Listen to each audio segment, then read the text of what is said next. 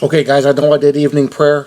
Actually, I've done several videos already this evening, opening up some other playlists.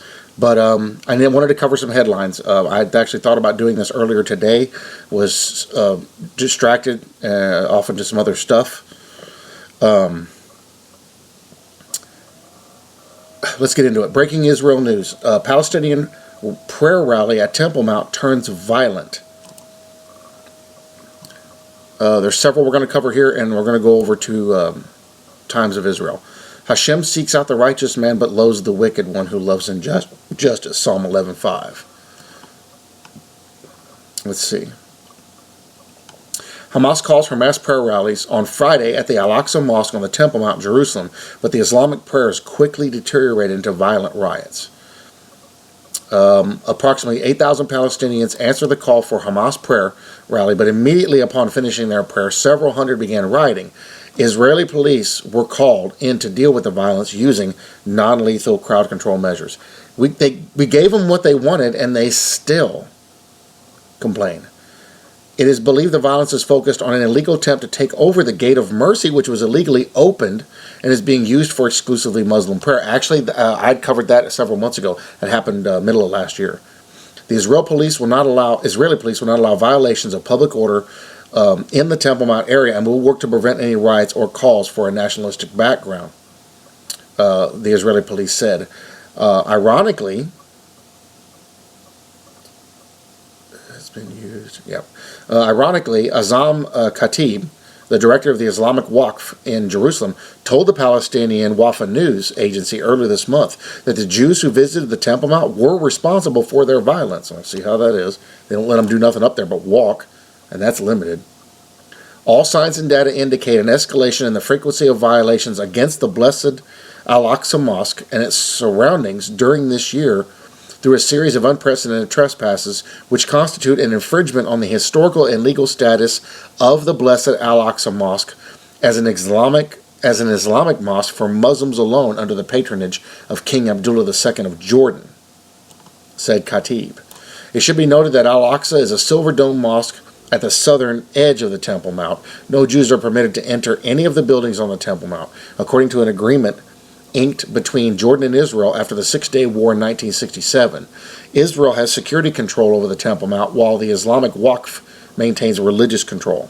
The Waqf exercises its authority by forbidding Jews to perform any form of religious worship on the site, including carrying prayer books, prayer shawls, or other religious objects, and even instituted a law whereby Jews were forbidden from moving their lips or bowing in prayer. Israeli police have reduced their enforcement of a ban against non-Muslim prayer in recent months. This is going to blow up. This is going to blow up big time. This was just Friday. Watch for this to go downhill real fast. Hamas calls for mass prayer rallies at the Temple Mount and the Cave of the Patriarchs. The Cave of the Patriarchs goes under the Temple Mount. There have been reports, loose reports, that they were actually planning on putting explosives up underneath there and leveling the Temple Mount so they could rebuild it. Y'all want to know what all that is right there in that picture? That's all Muslims on prayer shawls praying. Look how much they fill that up. They fill the whole thing up. Yeah, the Jews want to level it.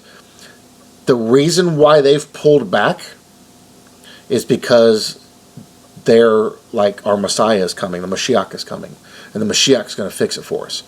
Guys, if there's a major earthquake, there's a fault line that runs right under the Mount of Olives. Remember in the Bible where it talks about Jesus puts his feet down and the mountain splits in half? There's a fault that runs right underneath it. It comes from Bethsaida. Yeah, it comes from Bethsaida right through the mountain, right through the Temple Mount. And it would literally destroy all that stuff. If that happens, they're going to take the whole site over, and they're going to build it, and they're going to run everybody out. And they're going to build the temple. And they've been having tremors there. Watch for this to get real bad real fast. Hamas is calling for mass prayer rallies on Friday at the Al-Aqsa Mosque, because now we know why there was a riot, on the Temple Mount, Jerusalem. in Ibrahimi Mosque in the Cave of the Patriarchs in Hebron, and other mosques in Judea and Samaria and the Gaza Strip in protest against Israeli Judaization schemes at the two sites. Hamas accused Israel in its press release announcing the prayer rallies of atrocity, beating, arresting, and threatening Muslim and conducting renovations along the southern wall of the Temple Mount, as well as distancing visitors from the Eastern Gate of Mercy, where the Jordanian Waqf attempted to build an illegal mosque last year.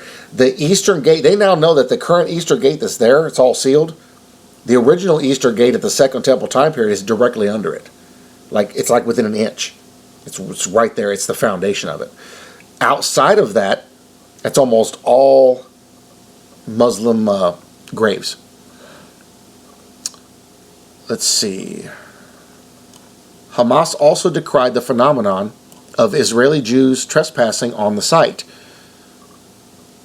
So stupid because it's not even the Temple Mount in the first place. That's Fort Antonia. The Temple Mount is actually just south of there. The original spot. But it doesn't matter. Jordan's Petra news agency reported on Thursday that Jewish visitors to the Temple Mount have performed Talmudic rituals. Approximately 30,000 Jewish fanatics stormed the Al-Aqsa Mosque throughout 2019. Azam Khatib, the director of the Islamic Waqf in Jerusalem, told the Palestinian Wafa news agency earlier this month. We saw this in the other story. Okay. And one more here. This was January 13th. Supreme Court allows Muslims to build mosque on Temple Mount. As if the massive Al-Aqsa Mosque wasn't enough, there's already two of them there. Israeli Supreme Court has rejected a petition by the Regavim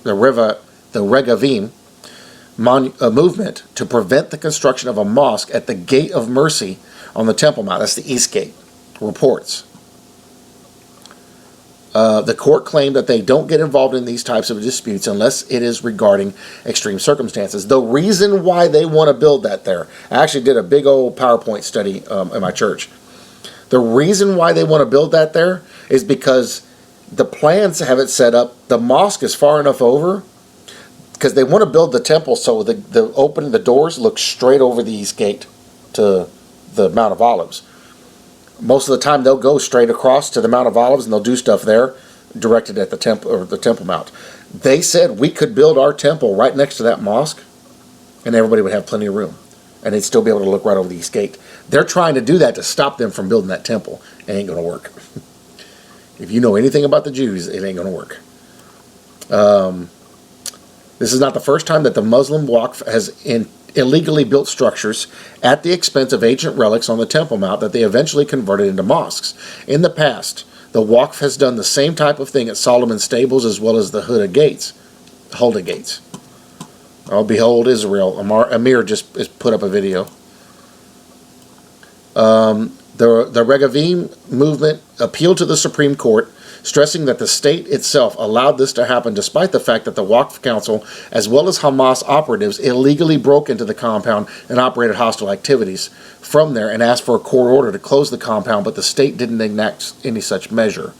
Regavim responded to the decision saying, regarding basic laws of human dignity, the Supreme Court has nullified laws passed by the legislative branch. They have nullified the law of welcoming committees, which destroyed flourishing Jewish towns because they would not allow any sort of discrimination in Israel. But when there is discrimination of human dignity on a daily basis against Jews on the Temple Mount, that's fine as far as they're concerned. This time the Supreme Court has decided not to be activists, has abandoned the Jewish right to worship in their holiest place. This is going to backfire. They don't realize as soon as they think they've got it, or they can do something, they're on it. They're going to tear it up. Whew. So, yeah, everything's coming unglued, guys. And I wanted to do this story right here. The joint list aims for 15 seats in the March elections and could pull it off. So we know that there's going to be a third set of elections in March. Something interesting about this, and we've talked about this in another video, and other people have talked about this. The Rabbi Kaduri prophecies, which so far every one of them has been true, and he even put out a claim, which they've been trying to debunk, that Jesus is Messiah, and he had saw him a year before, right around a year before his death, he gave extremely specific, detailed words of things that were going to happen at this time frame. They're coming true. One of the things he said, and y'all can go look this up on the Kaduri prophecies, one of the things he said was that Netanyahu would hand the keys to Mashiach, the keys to Jerusalem. Netanyahu is still prime minister, because the last prime minister stays in until they get everything squared away. They have to have a government of some form until they get this squared away. For the first time in Israel's history, they have never had a seated government. This is the first time it's ever happened. 2 rounds of elections, still nothing. They're still trying to pull something off. He could get reelected, or we could be out of here by March. I don't know. I'm just throwing it out there, but the time frame is interesting, and look how much the whole war situation has moved forward. I did the videos talking about Daniel 8. It says in Daniel 8 that the goat that comes from the west over the whole earth, not touching the ground, is Greece. It calls it Greece. But there's actually links between Greece and America, and everything that it says there tells me that's America that comes over here and takes out Iran. We could be seeing that happen too. I don't know. I can't 100% prove it or disprove it.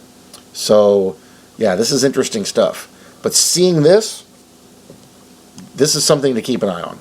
Several weeks before the Knesset set a date for the 3rd round of national elections in the past year, MK Ayman Odeh already revealed what he believes his joint list can achieve in a new vote. So they're trying to get rid of Netanyahu. If they can get rid of Netanyahu and put their own guy in there, like I told you about Gideon Sa'ar, they've mentioned him by name, they'll have that temple up within a month. In a video posted on Facebook in November, Odeh, the leader of the diverse coalition of the 4 largest Arab majority parties, said, "I want to ask you, how many seats will we obtain? I tell you that we can get 15. If the joint list were to win 15 seats in the upcoming March 2nd elections, it would mark a record high for the alliance. The Jews will not allow this to happen, because that would give them a deciding vote over Israel. That means a Palestinian state would happen." In a series of interviews with the Times of Israel, analysts and 1MK discussed the joint list's upcoming campaign and its push to increase its representation in Parliament. Is it possible? Arik Rudnitsky, I can only say that because my last name is Polish, an expert on Arab-Israeli politics at the Israel Democracy Institute, said he thought it would be reasonable to support the joint list. Would win more seats in the March elections than it did in September.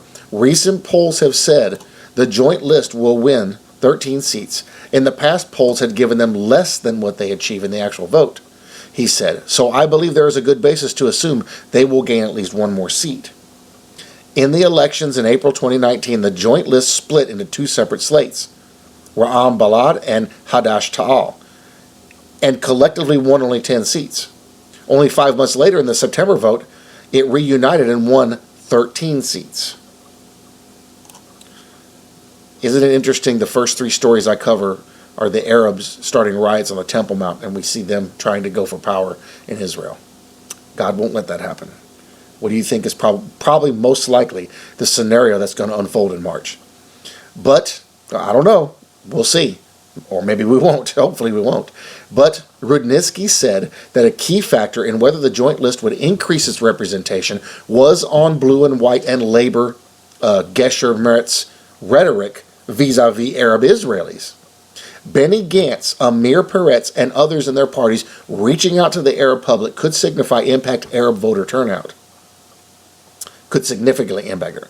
He said, referring to the blue and white and labor Gesher Meretz chiefs respectively, if the Arab community believes it will have allies in a future government, it will vote in higher numbers, and the joint list will primarily benefit from that, he said. When the first round of elections had happened, the Arabs didn't even turn out, because they were like, you guys got it all sewn up, there's nothing we can do, why should we even bother to come and vote? Yet the second round of elections, the turnout was higher, because they were more motivated, because they saw things change. They're trying to grab for power over Israel. this will not fly. If the Arab community believes, oh, I already got that. Rudnitsky pointed to comments Gantz made at an event in Nazareth in late December 2019, in which he said that he would work for equality between Arabs and Jews as the type of rhetoric that could galvanize the Arab-Israeli public to turn out on election day in higher numbers. So Gantz is going to sell out. Arab turnout reached 49.2% in April. In comparison, it rose to 59.2% in September, remember? The increase in the number of Arab Israelis who voted in September was widely seen as a result of the reunification of the joint list, as well as Prime Minister Benjamin Netanyahu's fiery rhetoric against the Arab Israeli public in the run-up to that vote. If these other guys, Gantz, Saar, and all them, if they think by kissing the Arabs' backside that it will win them the election, they're going to do it. Now, whether they honor anything promises they make, who knows? It's probably backfire on them. Distancing within reason. In contrast, Amhad Shmita, co-director of Sikui, a non-governmental organization that works to advance Jewish-Arab equality, argued that Blue and White and Labor Gesher Meretz moderately distance their parties from the Arab-Israeli public would bode well for the joint list. If Blue and White and Labor Meretz move away from the Arab public within reason, the joint list will benefit tremendously because it will pick up many of the voters who previously cast ballots for those parties. He said, adding, that being said, so they think if they cater to the Arabs, that being said, if they start attacking the joint list incessantly and make the Arab public think that no alternative for Netanyahu exists, so much so that they see no point in voting, the joint list will successfully lose out. If the Arabs don't see a light at the end of the tunnel, they will not vote. However, these guys are seeing an opportunity to take advantage of the situation, much like the Democrats and liberals did with bringing all those people up from Mexico. It's a voting public.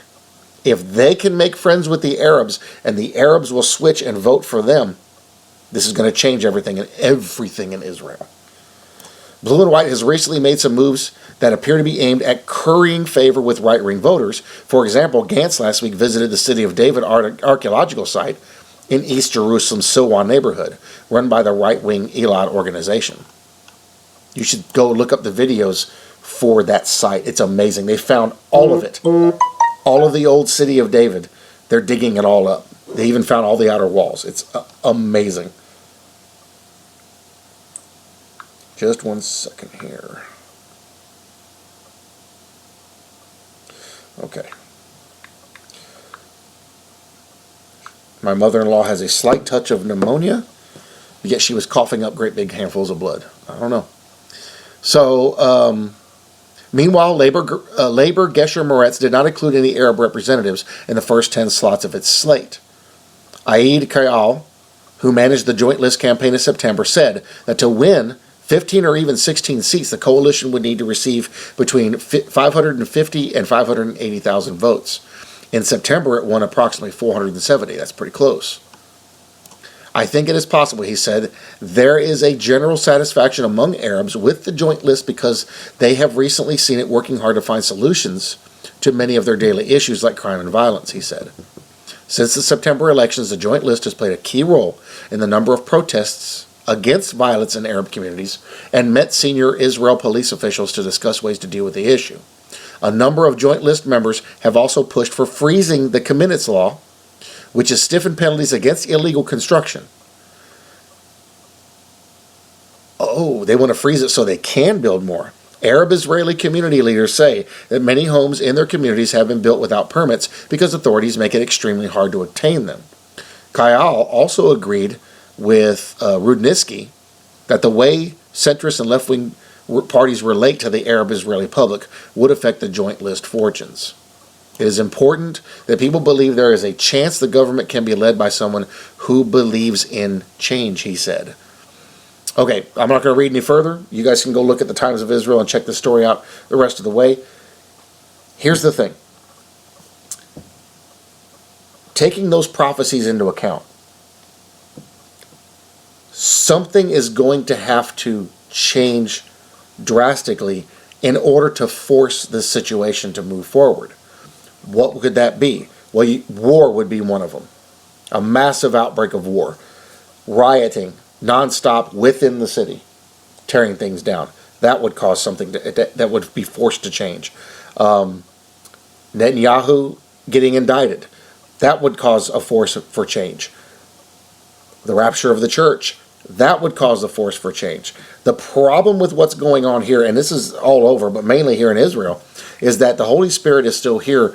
What's right is still pushing back at the bad guys. The bad guys are there, and they're getting involved trying to get their power, but they're not going to get it until something changes. The powers that are defending Israel, the powers that are protecting Israel, Netanyahu's one of those. Whether you like him or not, he's keeping these things locked down. Has to be removed in order for them to get control. They're either going to vote him out, assassinate him, put him in jail, or something even more drastic is going to happen, and it could be the rapture of the church. Who knows? There are so many pieces floating in this puzzle right now. It's hard to tell which one's going to drop down next and start making the thing come together.